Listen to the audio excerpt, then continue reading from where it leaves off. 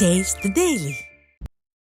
காஞ்சிபுரம் மாவட்டம் பெருநகரில் உள்ள அரசு மாதிரி மேல்நிலைப் பள்ளியில் கழிவறையை சுத்தம் செய்வதாக கூறி மாணவர்களிடமிருந்து சுமார் 1 லட்சம் ரூபாய்க்கு மேல் பணம் வசூலித்து தலைமை ஆசிரியர் எழில் மோசடியில் ஈடுபட்டுள்ளார். இதுபோக சுற்றுலா செல்ல NSS சீருடை வாங்க என மாணவர்களிடம் கட்டணம் வசூலித்துள்ளார். பள்ளியில் கழிவறைகள் சுகாதாரமற்று துர்நாற்றம் வீசும் நிலையில் தூய்மை பணிகள் மேற்கொள்ள ஸ்டாலின் அரசு நிதி ஒதுக்கவில்லையா என மாணவர்கள் கேள்வி எழுப்புகின்றனர். மேலும் முறைகேடாக பணம் வசூலித்த தலைமை ஆசிரியர் மீது நடவடிக்கை எடுக்காமல் ஸ்டாலின் அரசு அலட்சியம் காட்டுவதாக மாணவர்கள் குற்றம் சாட்டுகின்றனர். திருப்பூர் மாவட்டம் தாராபுரம் அருகே அறக்கட்டளை என்ற பெயரில் பொது கட்டிடத்தை சொந்தமாக்க முயற்சிக்கும் நபர்களை கண்டித்து திமுக அமைச்சரின் இல்லத்தை பொதுமக்கள் முற்றுகையிட திரண்டதால் பரபரப்பு ஏற்பட்டது.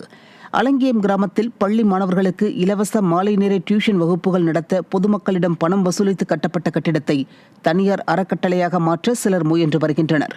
இதற்கு எதிர்ப்பு தெரிவித்த பொதுமக்கள் தாராபுரம் வட்டாட்சியர் அலுவலகத்தை முற்றுகையிட்ட நிலையில் பின்னர் நடைபெற்ற பேச்சுவார்த்தை தோல்வியில் முடிந்தது.